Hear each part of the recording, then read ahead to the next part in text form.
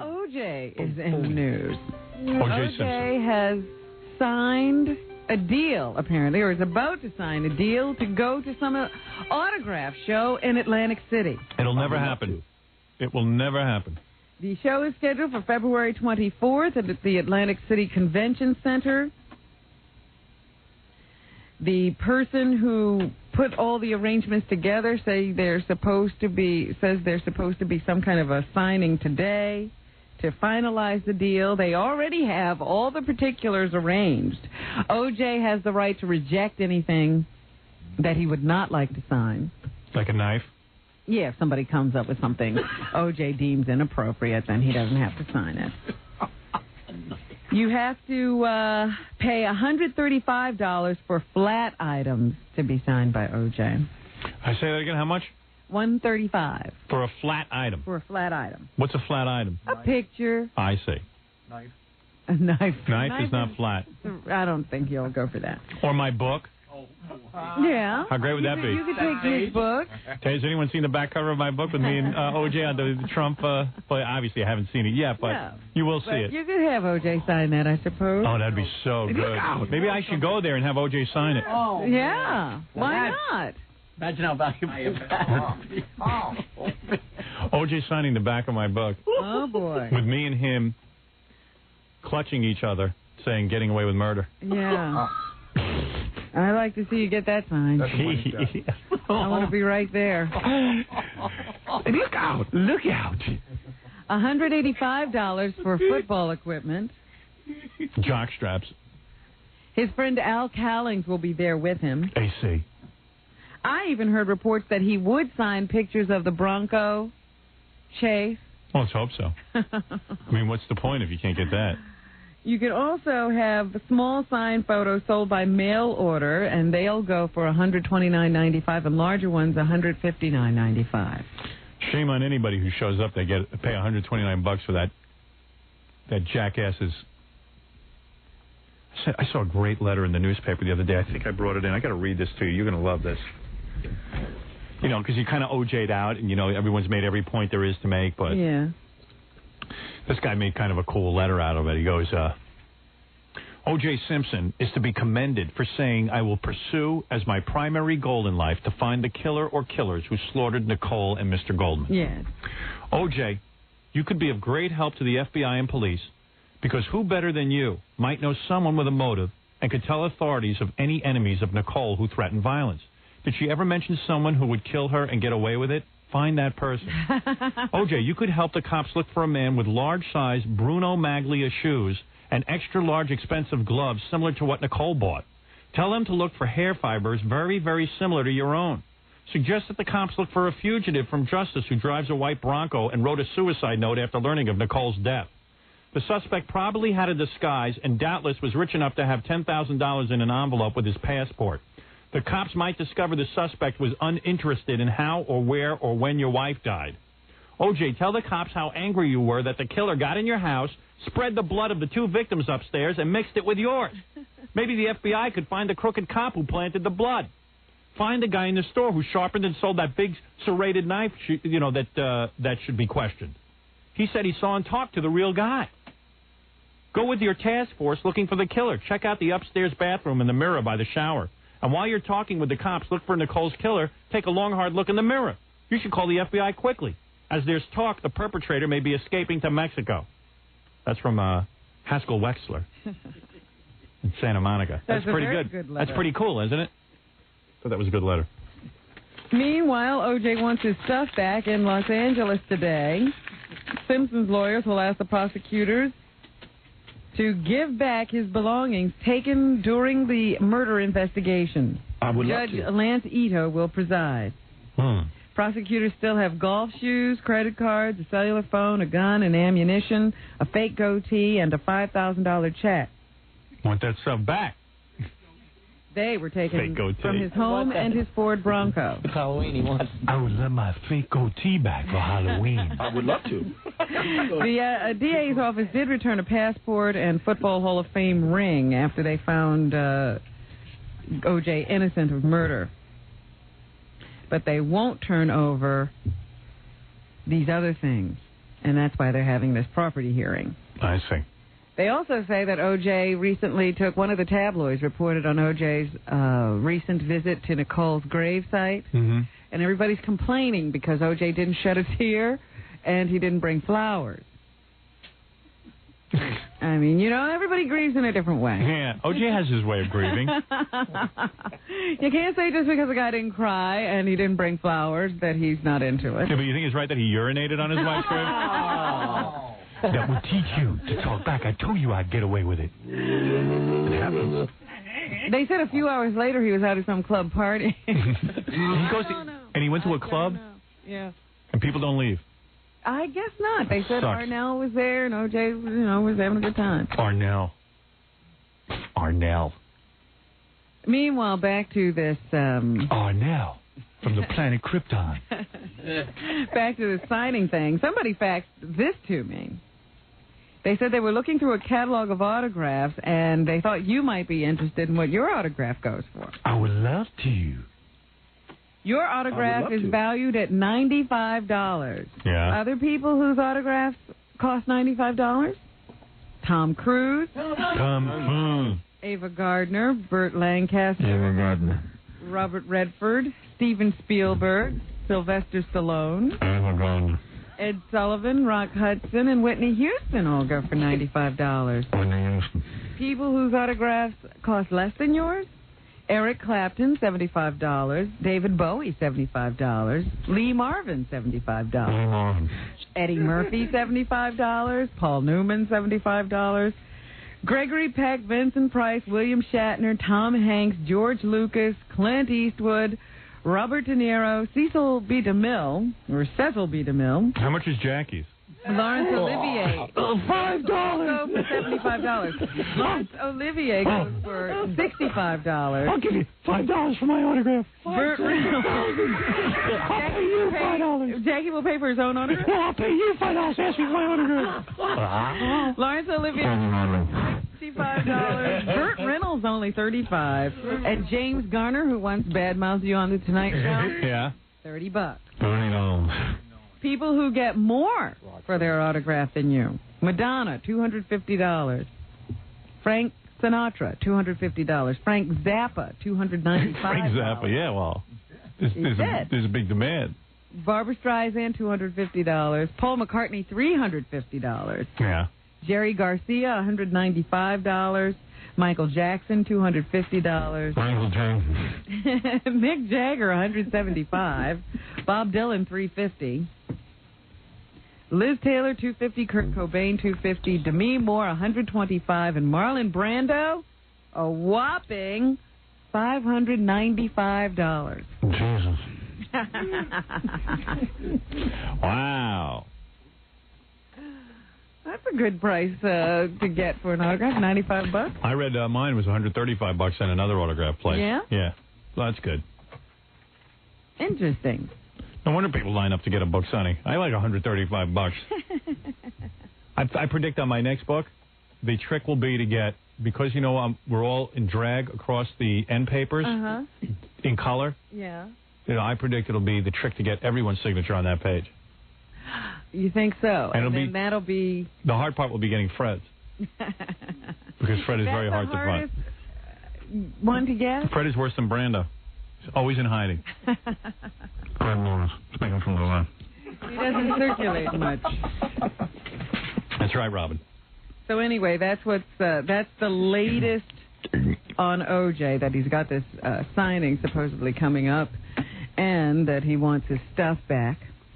Did you also hear the other day, I forgot to mention this, that in the depositions and all of that stuff for the civil suits coming up, yes, they're trying to keep everything sealed. You know, like if OJ has to answer questions, they don't want anything leaking out. I want it on TV. So that was very interesting that his lawyers were moving to keep all of that stuff very, very secret. Well, I don't know why they're worried. He's innocent. He didn't do it. Why worry? What could harm him? OJ, where were you that night? I plead the fifth. I plead the fifth. Unfortunately, you can't plead the fifth when you get into the courtroom. I would love to plead the fifth. Yesterday, they had a big vote in Quebec, Canada, and by a narrow margin, they voted to remain a part of the country. Wow. Of course. Here is the sound of people partying at the Vote No headquarters. The Vote No headquarters. Vote no, eh? No, number 3. All right. Take a listen to this. We never go to any good parties. Hey, here's OJ. I would love to party. I'm at a club now. Voulez-vous coucher avec moi? I would love to. It must be cold out there. They were all very happy that people voted no. Jean Chrétien, the Prime Minister of Canada, said it's time to heal after this divisive vote. All right, let's see what he has to say.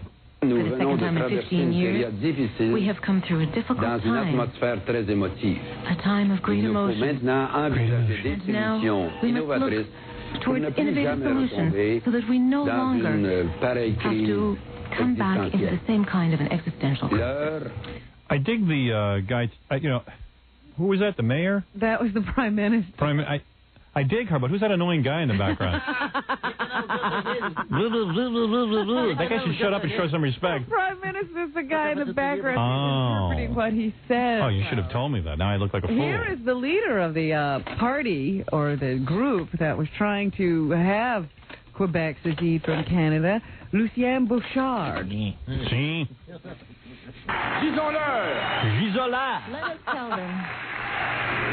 Let us tell them, my friends, that they do not have, as they had hoped, they have not achieved what they had hoped for, which was to uproot the sovereignty. All these girls have these annoying guys behind them. That is still in the hearts of too many Quebecers, too many for it to simply die away.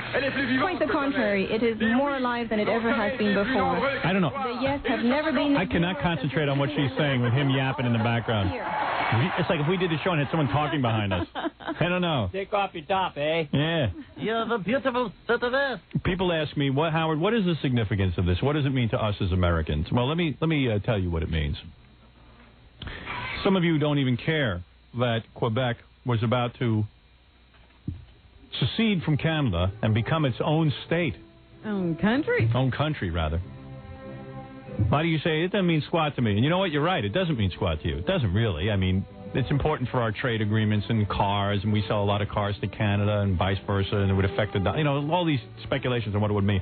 But that's not what it really means to us. What it means to us is that 50 or 60 years from now, when Robin and I will no longer be here to expose the truth because we will be buried side by side, which I want to talk to you about. Oh, really? Yes. I'm going in the plot with you? Yes. I'm not talking about being in the next plot. I'm talking about you being in my coffin. Box. Yeah, I'm going to suck you in with me.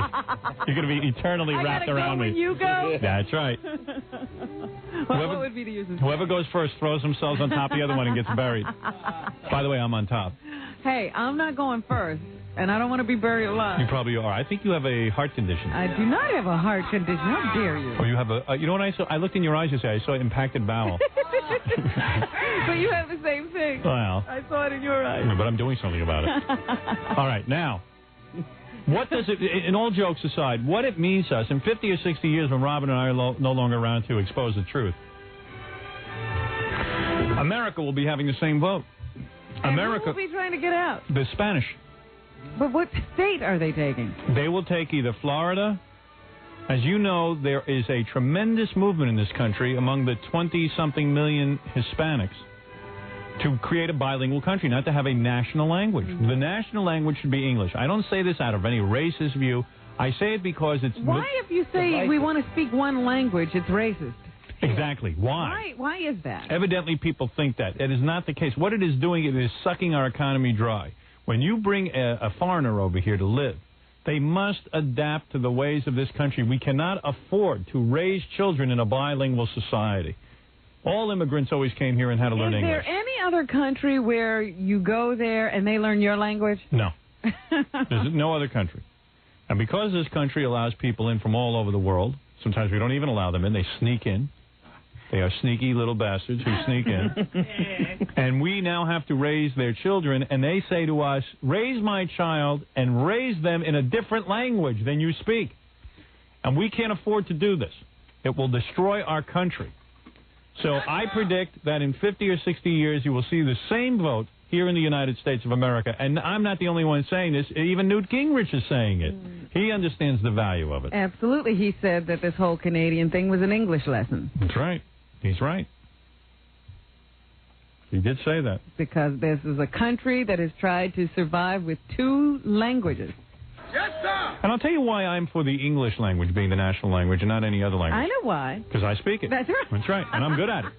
I'm not going to go learn another language. You know this one. I'm incapable. I live in a country where, listen, I live in a country where I'm most comfortable speaking. I would have moved to France. I would have moved to some Hispanic country. About the time I went to a bank somewhere in Queens. And, you know, right now, if you go to a bank in Manhattan, most of them will first ask you before they get you to the screen where you get your money, whether you need the instructions in English or in Spanish. Yes. But I went to one in Queens where the choices were English, Spanish, and Farsi. Yeah, and no, I don't even know what that is. I don't know what that is. That's a good one. Farsi is, you know, I think that's an eye condition. And I'll tell you something. I tried early on to learn Spanish, and I suck at Spanish. I admit it. I cannot speak the language. And I'm going to tell you something. It really isn't necessary because I'm happy living right here where I don't have to be confronted with it. And you know what? If you speak Spanish, that's all the better for you because they have a secret little language, one that you can use. You can keep secrets from everyone else, from real Americans. Thank you. So you said that to say what? I don't know. I forget what I said. So anyway, that's what happened in Canada yesterday. The Rock and Roll Hall of Fame is out with its new inductees for this year. Brian Lawrence.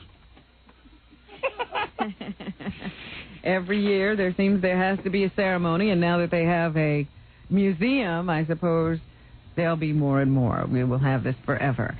So now we have everything from Gladys Knight and the Pips. They're inducted? They're going to be inducted this year. To the Jefferson Airplane. Well, the Jefferson Airplane is inducted. They made it this year. They were just in here saying they'll never be inducted. Well, they were wrong. All right. This year, the Jefferson Airplane is being inducted into the Hall of Fame. The only one left is Bobby Goldsboro. He still has not received his induction. Who else? Those are the 2 names, the 2 biggest names. But the big story here is that David Bowie is not going to be inducted. He doesn't like the whole thing. Oh, he doesn't? He is against the Rock and Roll Hall of Fame. Finally, a sane person. And has withdrawn his name from consideration. He was asked about it on Rockline last night. What did he say? Well, tell me. You tell me. I don't have... I didn't tell Scott to pull, but no, I didn't. forgot that one. He said, I didn't want it. He says, I still have a problem with the idea of institutionalizing rock and roll. Don't institutionalize him. He finds it kind of disturbing, and he's very ambivalent about it. So he's still sitting on the fence. He hasn't made up his mind that he wants to do that. So anyway, here is, what is that guy's name? Jorma Kekkonen. He's one of the original Airplane. Yes. And he's very excited about being inducted. Absolutely. I'm thrilled, actually. I'm absolutely thrilled. And it's funny because, you know, you think about these things, you wonder, well, gosh, does this mean something to me or not? Well, the answer is yes, it does. Well, you know, good. There's only about 900 guys in the airplane at this point in 30 different versions. Well, that's what I say. Who shows up at the induction? Only God knows. God only knows. Well, Jorma is not in the current touring group. He has an album of his own now. Jorma.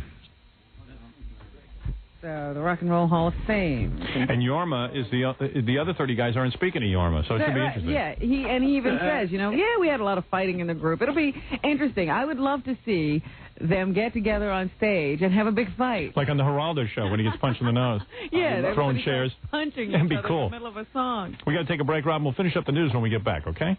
We're back with the Howard Stern Show. All right. Rob Robin, what else is in the news? Remember the guy who took the dump on the food cart in that plane last week? Yeah, that's my favorite story. Still laughing about it. A businessman, let me just recap, Robin. A businessman, this is what I understand anyway. Okay. Businessman gets on a plane. He has a couple of drinks. Keeps demanding more drinks. They tell him, no, can't have any more drinks. He freaks out, starts pulling drinks off the cart. He's trying to get the waitress, the stewardess to pull the, whatever, she's a stewardess. Same thing, waitress. They won't give it. Finally, he tackles one of the waitresses, puts her in a chair, allegedly, throws her down. Then he gets so mad, he just jumps into first class, squats. He was in first class. Oh, he was? Yeah. Oh, you uncover everything. And then he jumps up on a serving tray of one of those big carts and makes duty in front of the whole crowd, and then makes matters worse. He makes it do. He wipes with a napkin, a linen napkin, and tracks duty all over the plane. That is the basic story. He actually 12-hour flight. He got so wild. Yeah. That he was throwing drinks on himself. Give me Stoli or give me toilet paper. So there he is, Hugo. You got a guy in your cabin now. He's throwing the drinks on himself. He's so drunk he doesn't even need to drink the liquor anymore. Wow. He absorbs it through his skin. That's weird because he wants to drink so bad, according to them. And then he was just wasting the drinks and dumping them on himself. Yeah. He was throwing them on himself. And then he got out of hand, threatened to kick or beat the ass of one flight attendant. Beat your ass. And then threw the other flight attendant into a chair, jumped up on the cart, did his business. If you behave like this... I guess then he was done. If you behave like this in a club or something, I mean, it's bad, but you don't want to make a big deal. But whenever you do something like this... get rid of you. If you do something like this on a plane, people don't realize this is, like, federally regulated. It's sort of like when you cut the wires to our radio station, but in my case, they don't care. Right. To you, it can be done. Yeah. But with something like this on a plane, you can endanger the lives of other, flyers. Well, the question is, if he's so out of control, what's to stop him from then going into the cockpit and messing with the controls? Right. He's an out-of-control character. You don't know what he'll do. He's a danger to everyone on board. And everyone on board hated him. I mean, even Jackie lost respect for him because he took booze and just spilled it. Well, he didn't handle his liquor well. Right. And Jackie doesn't have any respect for that. How could you take perfectly good scotch and pour it all over yourself? You know what's interesting? Do it in this old lady's purse. We find out more and more about this flight. The pilot was so disturbed by this guy's behavior, he wanted to land the plane in Puerto Rico. Right. And kick the guy off. That's what they usually do. But they wouldn't allow him to do that because the guy was traveling with dignitaries. Oh, I see. He was traveling with the president of Argentina. He wasn't with them. And the president of Portugal. He wasn't with them, was he? He was just on the same plane as them. Let me see, buddy. I think he was on the same plane as them. No, fellow passengers. Right. It doesn't say he was actually with them. But the way I originally read it, I thought, oh, my God, he was traveling with them. Well, he was on the same plane as them, and I guess the dignitaries feel... No. They were on their way here for the 50th anniversary celebration of the United Nations. They had a schedule to keep. Oh, God forbid they should miss that. The Secret Service were there in Kennedy Airport waiting for them, so they didn't want to stop the plane for that reason. But can you imagine these guys are sitting there? They didn't want to get off the plane with this guy. They wanted to stay on the duty plane. Yeah, I mean, when you're on a plane, you just want to get to your destination. You don't care how many people making duty. Happy anniversary, UN! I think I would have wanted to get off. Oh, can a guy smear a little fecal matter?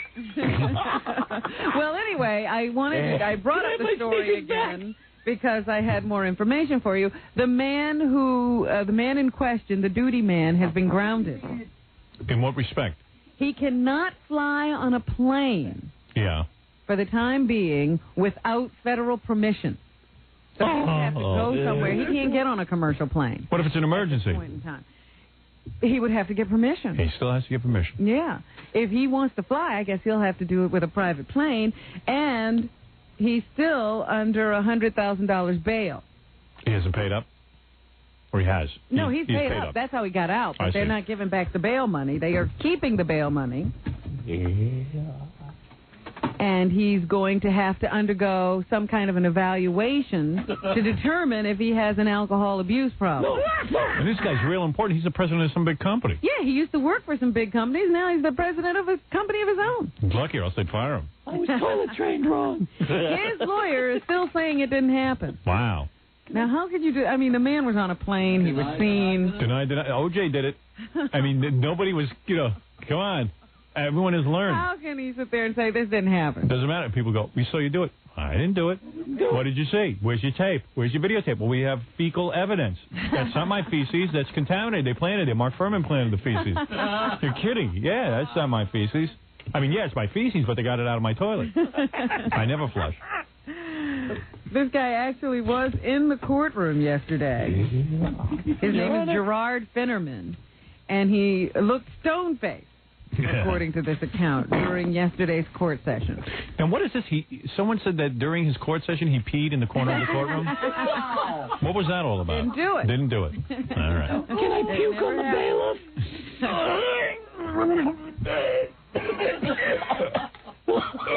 Yep, he cannot take a flight.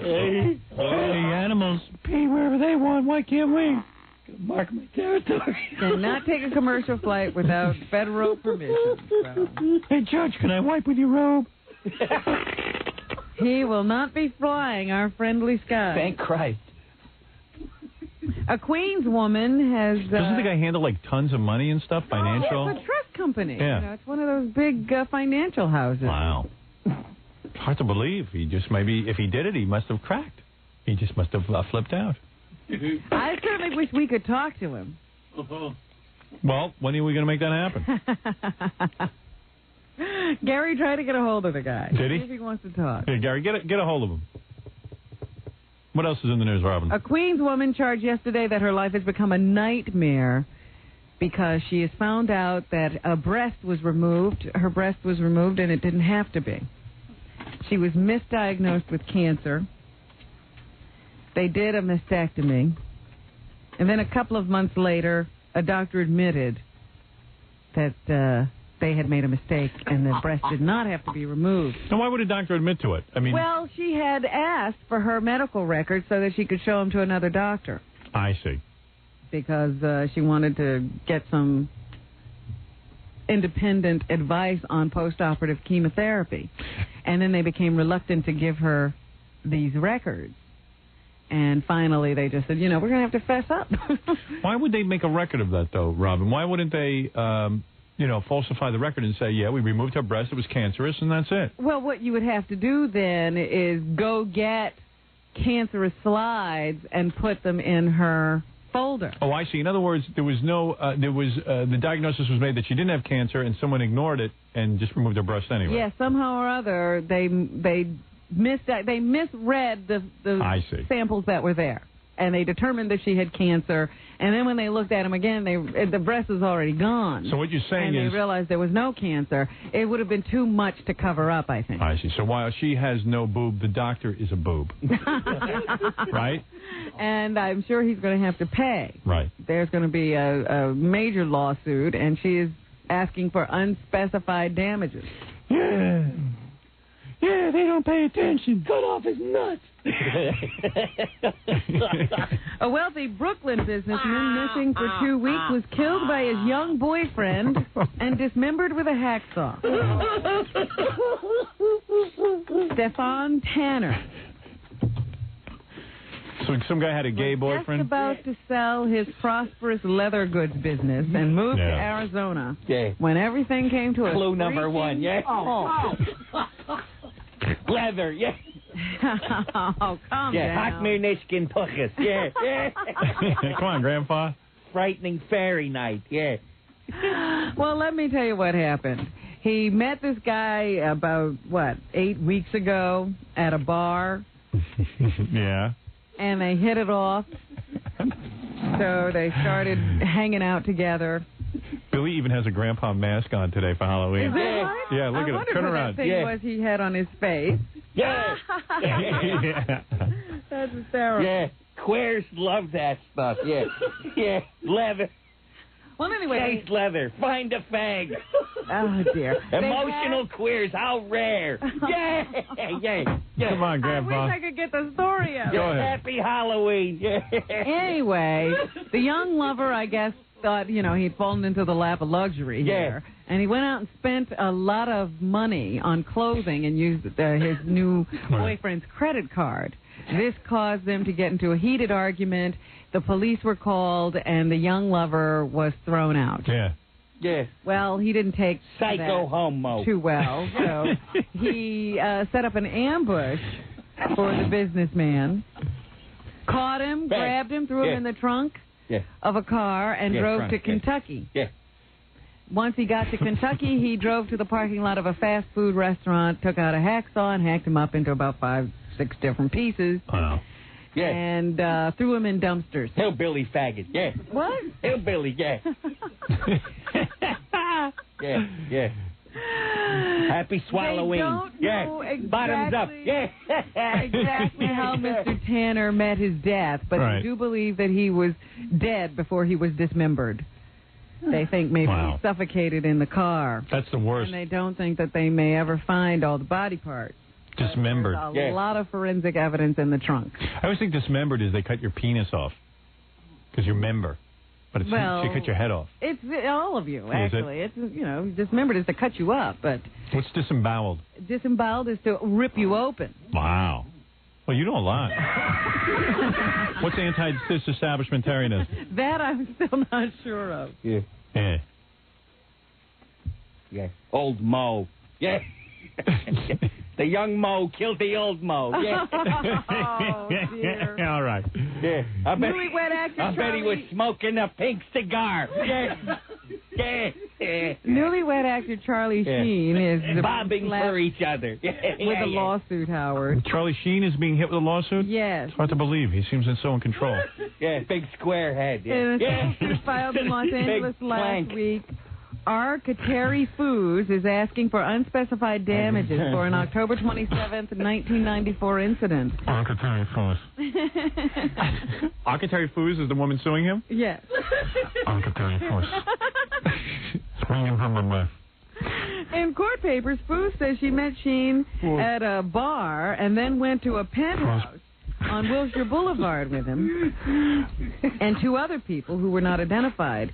The suit accuses Sheen of demanding sex, and when she refused, he got a little out of hand. He became enraged and struck the plaintiff repeatedly in the head and face for her refusal. He allegedly ordered Foods to leave the apartment and threatened to have her killed if she told anyone about the incident. Doesn't he get a lot? I mean... Well, he had to pay for Heidi Fleiss to bring him hookers. Right. Maybe he just doesn't have a good rap. Who knows? He says he never met her. He says that about this girl, sure. Yep. But he also said he only knew Heidi Fleiss for a while anyway. Architectural Foods.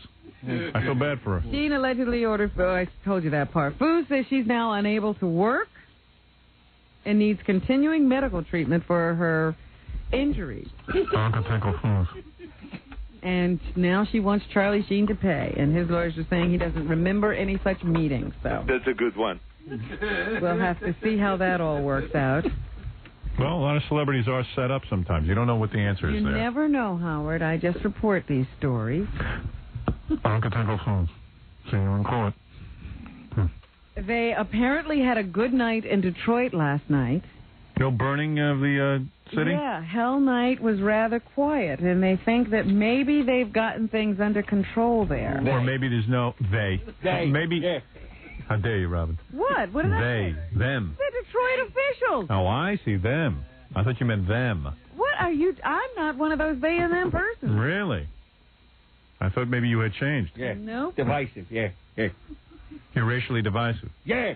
Not maybe there's no more buildings left to burn. Maybe they're all burned down. Well, they used to burn abandoned buildings. Right, but maybe everything's been burnt to the ground. Oh, you think there's no more kindling? Yeah. You've been out in the woods when there's no kindling. What do you burn? Nothing. You stand there. Yeah, kindling.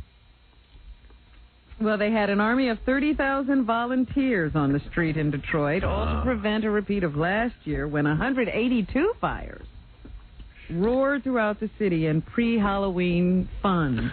God bless the black people of Detroit. They love to burn their city. Unbelievable. So I'm very proud of them today. They really hung in there, and they didn't burn down their city again. They say this time everybody was trying to make a difference. That's good. Maybe this Farrakhan thing had something to do with it. It's a great day when they don't burn their own city. Isn't it a great day? They. When they don't burn down their city? Oh, I didn't say that. You guys are putting words in my mouth. Hell night. Hell night. Yeah. Meanwhile, Hell Night has transported itself to Camden, New Jersey.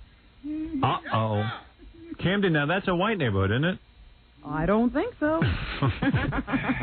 What did they do over in Camden? There were fires. Fires in Camden? Yeah, they had a lot of burning. A lot of kindling over there. Yeah, they have kindling. Plenty of buildings to burn. Well, one would hope that they will look at the example of Detroit and maybe stop burning their own buildings. Let us hope. People of Camden, people of Earth.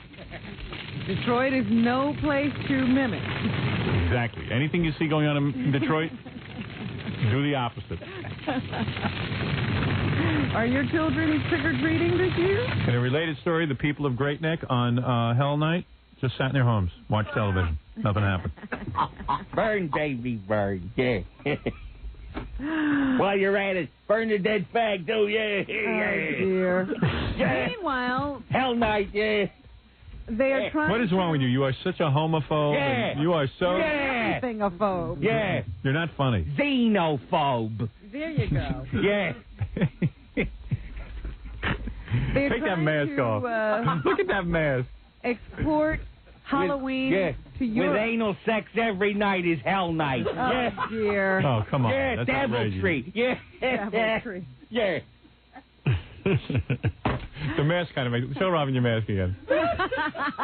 Yeah. Shayna Maidel. Yeah.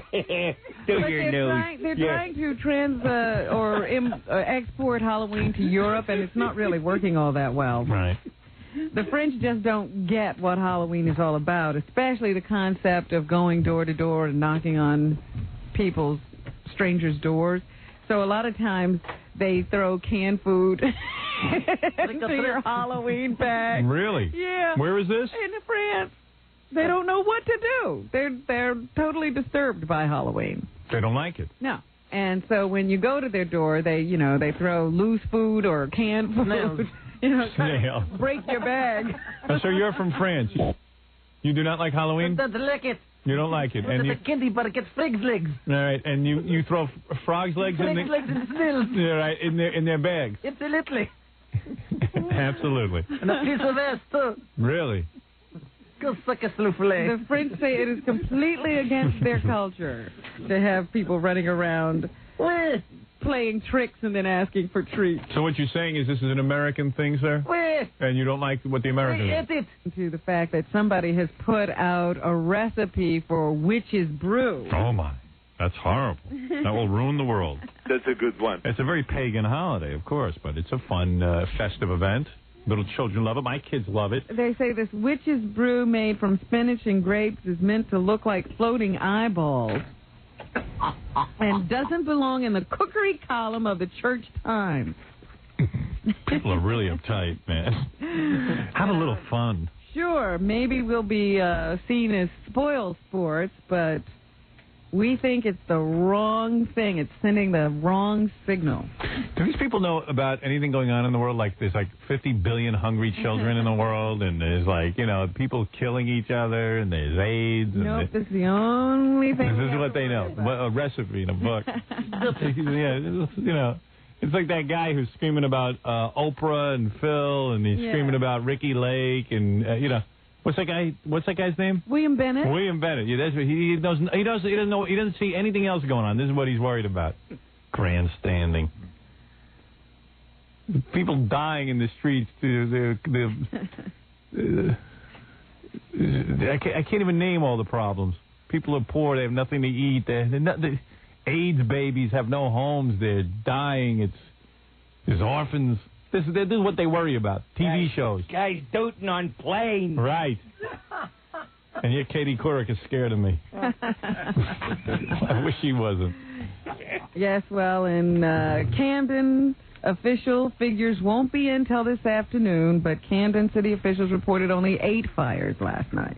I see. Well, that's not so bad, Robin. Well, come on. 1 fire is bad. Of course.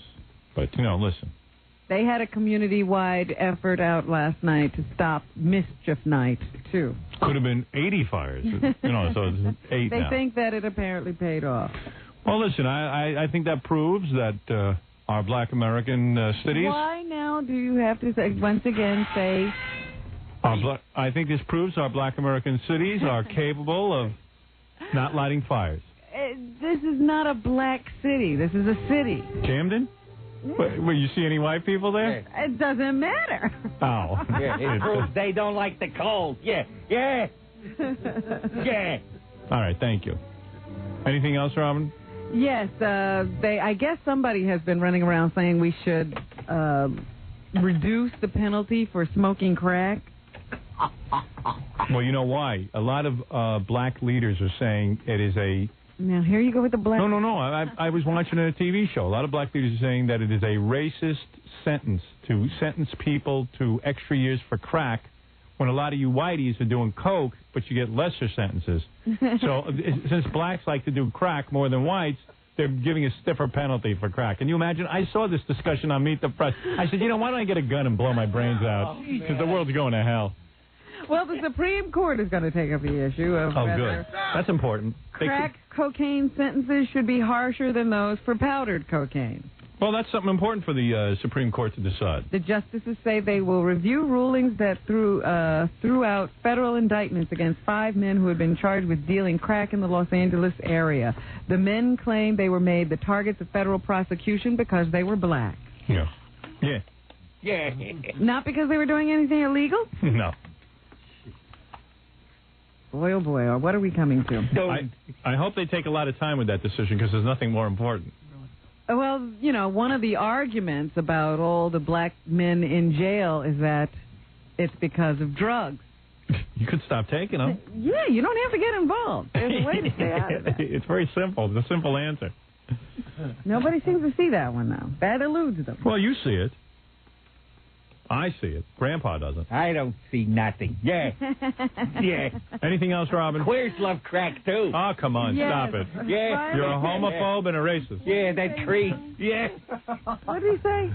Nothing. He's talking about a different kind of crack. Yeah. Yeah. Yes, sir. Let me see. Where's this story?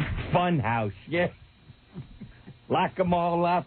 Oh, I wanted to tell you that the Camden and torch it. Oh, I'm just ignoring him. Poof. Yeah. Do you know the name Terry Southern? Terry Southern, yes. I painted her breast. No. He wrote the screenplays for Easy Rider and Dr. Strangelove. 2 excellent movies. And he died on Sunday night in New York. He was 71 years old, collapsed last Wednesday at Columbia University where he taught a screenwriting course. Was it right in class? Yes. It's the best way to go. The students always love that. So dramatic. Go out with a bang. Right. They thought he was doing an acting session. By the way, cause of death has not been determined. Terry Southern. They're going to do an autopsy. What? I'd like to do a little eulogy. Terry Southern was a great writer. He wrote Easy Rider. He wrote, of course, what you just said. Dr. Strangelove. Dr. Strangelove. And never sold a joke tape or a mug. Went through his entire life without having to reduce himself to that. Something to be commended for. Hey, come on, 2 for 1 sale. I'm waiting. And a close call for outfielder Gary Sheffield of the Florida Marlins. He was released from a Tampa, Florida hospital after being shot during a robbery attempt on Monday night. Sheffield was in his car and he stopped at a traffic light when someone walked up and shot him through the closed driver's side window. He was able to drive to a phone and call for help. Here is a spokesman for the team, Chuck Poole, to talk about the injury. Our understanding is that he was shot in the left shoulder, that the wound is of superficial nature in that it did not lodge or damage any of the areas of the shoulder. Yeah. So, luckily, he was not shot full on. It didn't cause the bullet to enter his shoulder area. They say they have no suspect at this time. They're only witness. There you go again. The police. Did they get away? Oh, Yeah. Yeah. Pussy, maybe now he'll practice. Yeah. The police now, at this present time, have no suspect, Baseball, Howard. Yeah. Girls game. And the only witness they have men is with Mr. bats. Sheffield. Full-grown men, balls and bats. Yeah. Running for bases. Yeah. Eggs with sticks is what they are. Yeah. Little is known about the assailant. Yeah. That's what's happening. Oh. Yeah. One Dress up. Yeah. Who's that on first? Judy Garland? Yeah. Yeah. Oh, yeah. All right, thank you. Colin Powell's wife is in the news. They say that Alma Powell suffers from depression. Pyle. That's Gomer Pyle's wife. I'm sorry, Powell. That's right. Alma Powell suffers from depression and has been treated for a chemical imbalance since being diagnosed more than 10 years ago. That's according to the latest issue of Newsweek. What's she on? You know, they say this is the kind of thing that would keep Colin Powell from running for president. They say things like that. Yeah. So, is it true or not?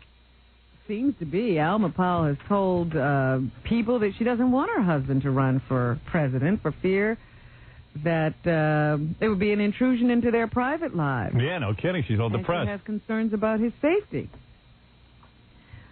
Powell has had depression. Boy, she must be a load of laughs to live with. Poor, you know what? That even is more reason why he shouldn't be president. But they don't think it's a big deal in the family. Yeah, it's no big deal. You know, and it makes you start wondering, like, what's going on in that marriage that she's so depressed? Hey, it could be a chemical imbalance, Howard. Could be. Doesn't have to be his fault. No, it's not necessarily his fault. That's true.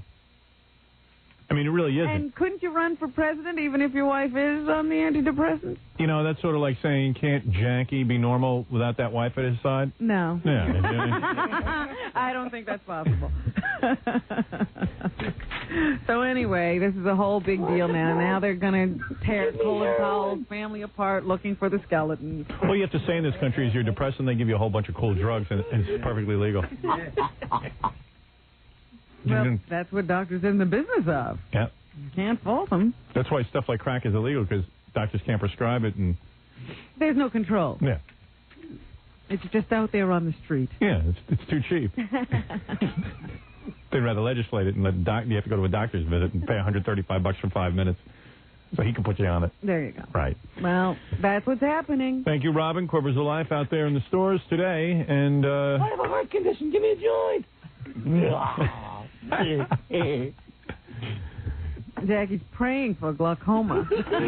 Meanwhile, Billy's wearing the grandpa mask and doing a Jackie impression.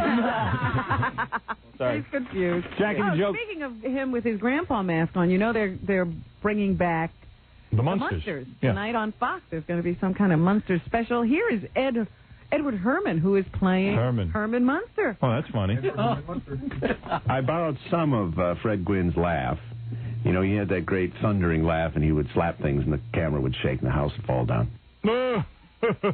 So he has borrowed generously from the portrayal of Fred Gwynn. As he should, because none of these sequels will ever be able to top the original Munsters, which was 2 years, and those characters were so perfect that you cannot do this sort of going back in time and recapturing it. It was when it was there, that's when they should have made a million episodes. Yeah. Well, you know what's interesting to me? People used to laugh at, you know, the guy who played Gomez. Yeah, he's and great. These were stupid acting jobs, and this is, you know, beneath you if you're really a fine actor. And they used to laugh at Fred Gwynn and stereotype him and typecast him and not give him other jobs. And now, legitimate actors are taking these roles. And they can't, you know, they can't even come close. Do them it was of its time, Robin. Right, Grandpa. The show was of its time. It doesn't work now. Yeah.